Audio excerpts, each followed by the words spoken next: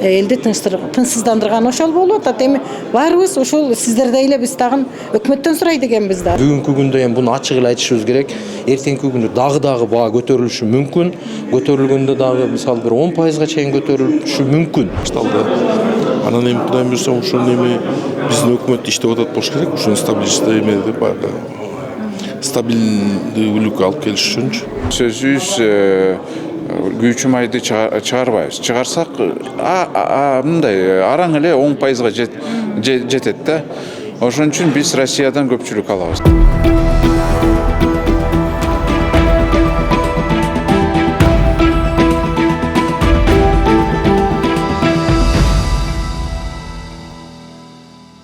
Кыргызстанда күйүүчү майдын баасы көтөрүлүшү мүмкүн. Адистердин айтымы боюнча буга дүйнөлүк рыноктун өзгөрүшү жана импортко болгон көз карандык таасир этүүдө.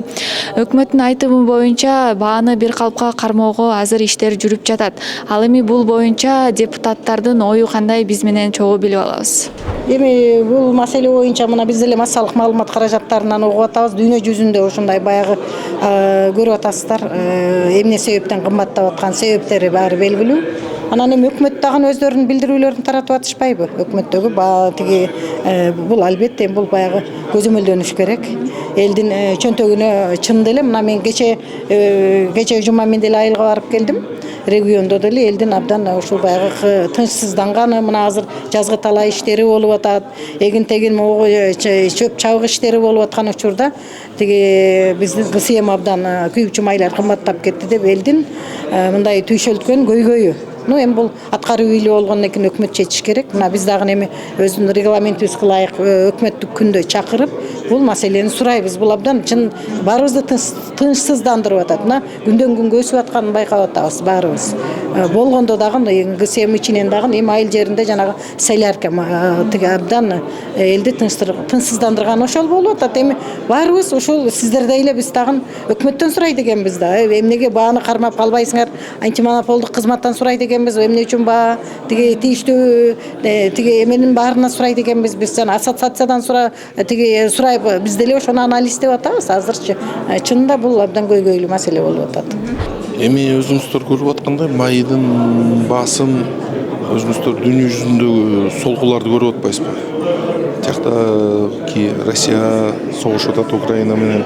Жана Армузский проливде ирандыктар менен американлардын ортосундагы келишпештик болуп атат.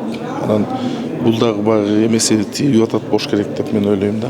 Өзүңүздөр билгендей, азыр Россиянын болгон МПЗлары тияк бияктарга ошол жана дрондор менен жабыркаланып атат деген маалыматтарды угуп атабыз биз делечи, сиздер деле. Анан эми биздин мына бүгүн эле окудум го Данияр Амангелдиев өзүбүздүн майыбыз менен өзүбүз камсыздандыра алабыз деп биздин вице-премьер-министрибиз интервью бериптир да. Анан эми тиешелүү министерстволор иштеп атат болуш керек. Өзүңүздөр көрүп атасыздар, Бишкекте эле азыр 700 000 машина катталган. Кыргызстан боюнча канча миң машина катталган, көп майы бизге талап керек. Азыр талаа иштери башталды. Анан эми Кудайым буйрса ушуну эми биздин өкмөт иштеп атат болуш керек. Ушуну стабилдеп стабилдүүлүк алып келиш үчүнчү. Анан ошондой аракеттер кылып атат болуш керек. Эми чынында бизде өндүрүш бар болсо дагы бирок өтө аз да. Биз өзүбүз күйүүчү майды чыгарбайбыз. Чыгарсак мындай араң эле 10%га жетет да. Ошон үчүн биз Россиядан көпчүлүк алабыз. Россия мына көрүп атасыз го, алардыкы НПЗлерди талкалап атышат. Украина менен согуш болуп, тияктан болсо Иранды тиякта Америка талкалап жатат.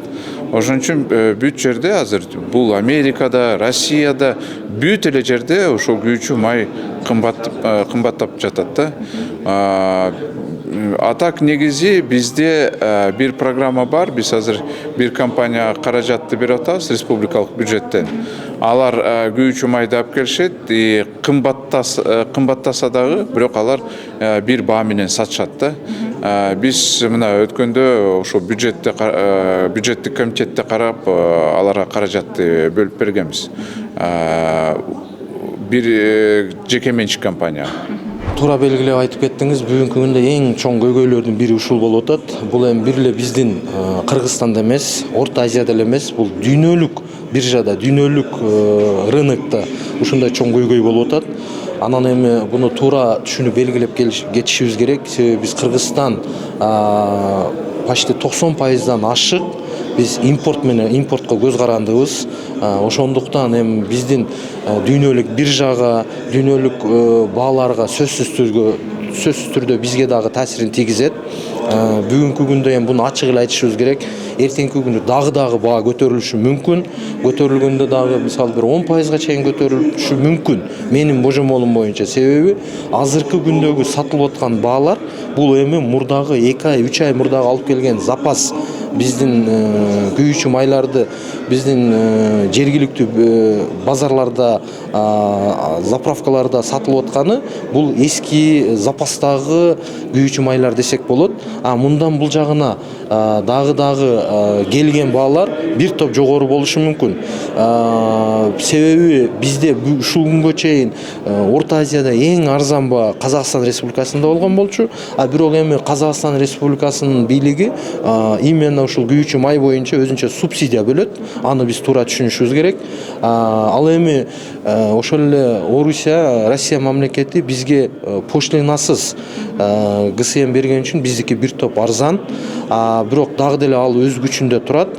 Мен ойлойм, биздин аткаруу бийлиги дагы, Минэкономика, салык кызматы жалпы дагы бир баягы көз көрүнө кадамдарга барыш керек деп ойлоймун. Себеби кайсы бир убактылуу болсо дагы акциздиби же болбосо жанагы нарк салыгынбы, кошумча салыктарданбы бир аз жеңилдик берип тура турган болсо, ошентип бааны бир аз көзөмөлдөп турсак болот.